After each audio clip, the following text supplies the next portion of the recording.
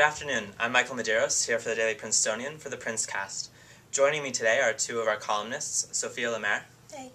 And Kelsey Zimmerman. Hi. Today we'll be discussing the issue of dining services at Princeton and meal plans specifically. Kelsey wrote an article in Tuesday's paper sort of arguing for how some Ivy League schools and many schools in general have meal plans that are a la carte. So you go to the dining hall and you choose what you want and you pay for specifically that, sort of like what we have at Frist. And so that's one model, and the model we have here in the dining halls is, of course, that it's all you can eat. You swipe once and you have as many trays as you want or as little as you want. So Kelsey, why don't you introduce us to why you thought the a la carte model is better? Sure. For my last column, the one I did before this one, I had explored gluten-free and food allergy options at other dining halls, and it just kind of got me interested in the topic. I did some more research, particularly with other Ivies at Yale, at Dartmouth, at Harvard, and Princeton's dining plan was pretty different in ways I hadn't expected, so I thought it'd be cool to write about it. Okay.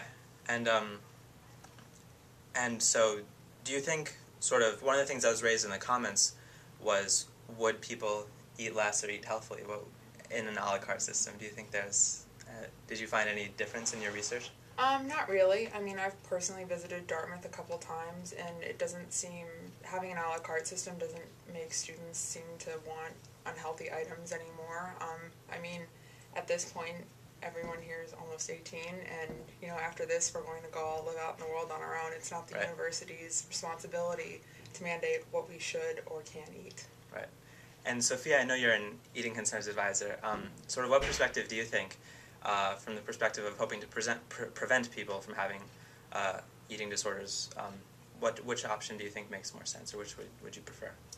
I think that the a la carte option is a good idea because a lot of people stay away from the dining halls because they feel like the food is unfamiliar, and if a certain meal is presented to them, sometimes they'll avoid it altogether. So I think for some people, having a little more freedom in putting your meals together, even though we do have a few choices in the dining hall, might help them. That said, it is, for some other people, I guess, it's good to have a little bit more of like a rigid structure, because when you're left on your own to make meals, it can also be easier to skip them unnoticed.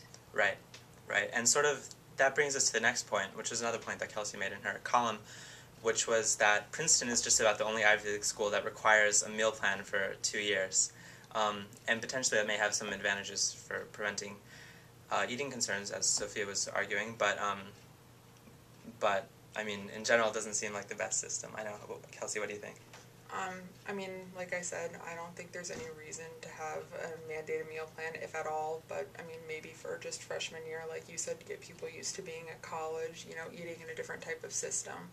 But I think having a mandated meal plan sophomore year is completely unnecessary. Yeah, and so you're an upperclassman, right? Certainly upperclassmen don't need it, but do you think, looking back at your sophomore year, that it was necessary? Or would you have had a meal plan as a sophomore if it hadn't been mandatory? Yeah, I think it was good for me because just finding your own food, especially not having a lot of supermarkets and stuff nearby, can be really tough. But your article about food allergies really made me think a lot about, like, certain people really not being able to take advantage of the dining hall anyway. And I feel like in those cases, it doesn't make sense to make them buy a meal plan.